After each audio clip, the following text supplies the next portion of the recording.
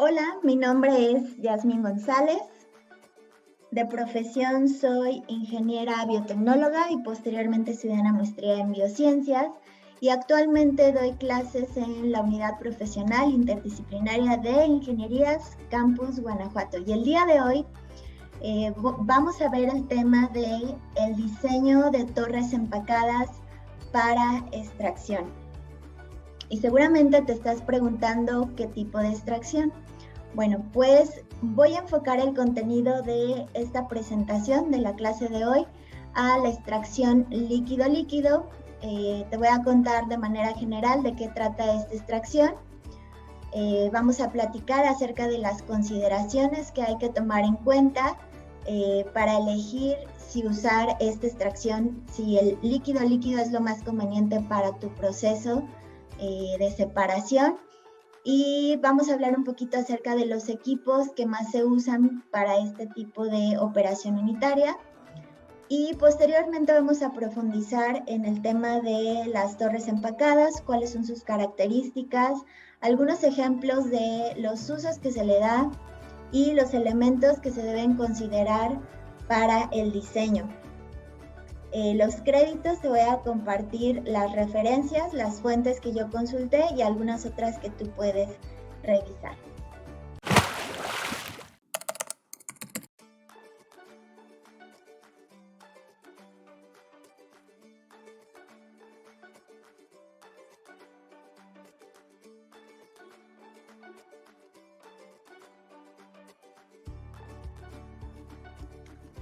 ¿Qué es la extracción líquido-líquido?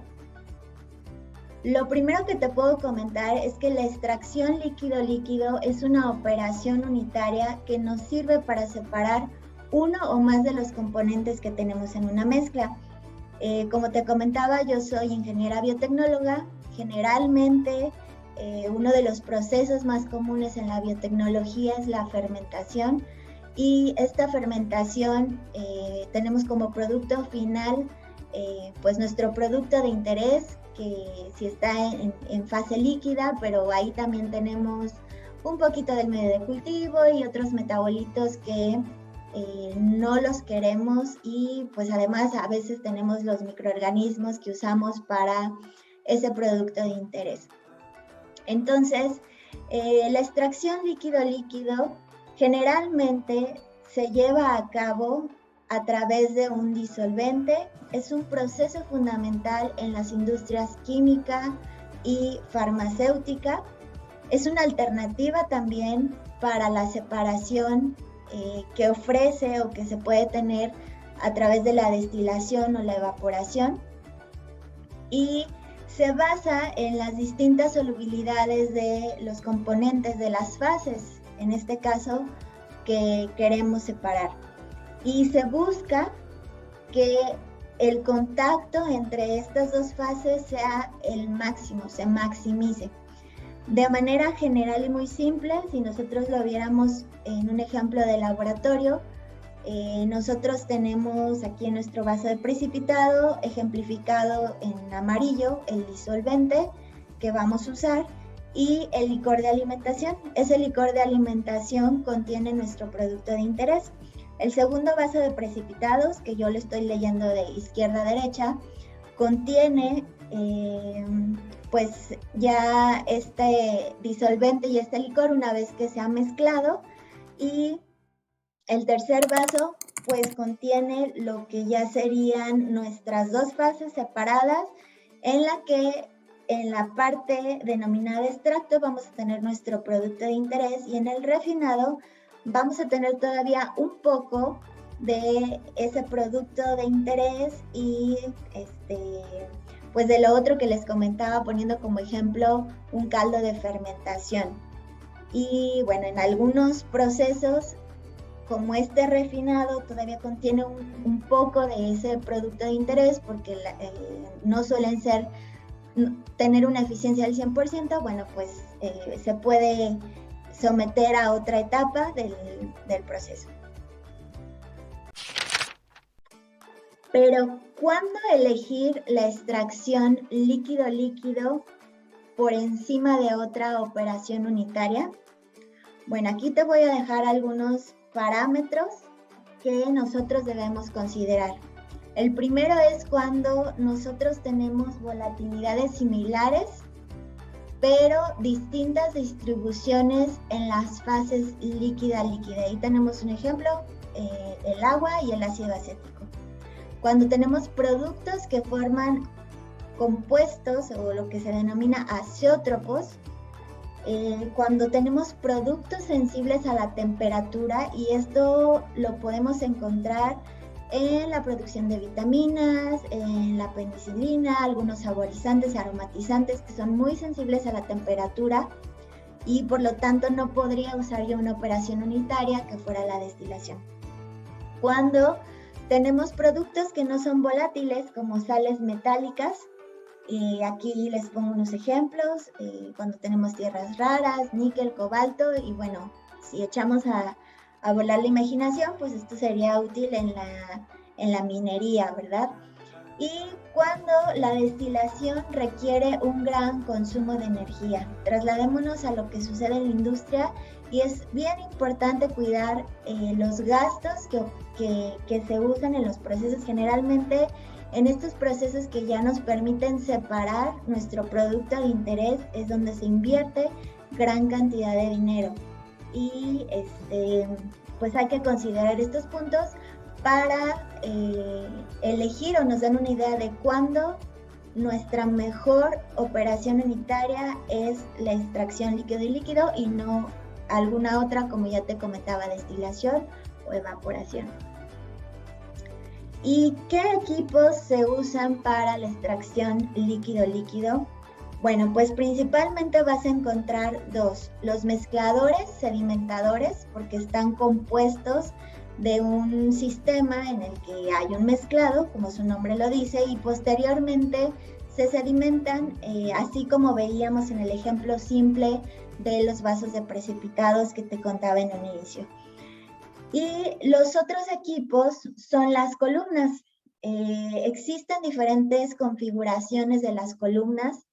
Hay algunas columnas de extracción pulsada, como puedes ver en estas imágenes, columnas de extracción de células agitadas, columnas de platos, columnas de empaques, y que son sobre las que vamos a platicar un poquito más. ¿En qué procesos se han usado las torres empacadas? Ya vamos a irnos centrando en este tema de las torres empacadas. Bueno, pues algunos ejemplos es en el proceso, o cuando se produce penicilina, para poderla separar, es que se usan comúnmente torres empacadas.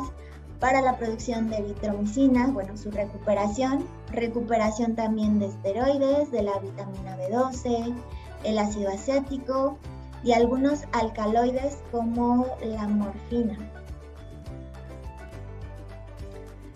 ¿Cuáles son las características de las torres empacadas y cómo las podemos diferenciar de una torre que no está empacada? Bueno, más o menos esta imagen que ves ahí es la configuración de una torre empacada.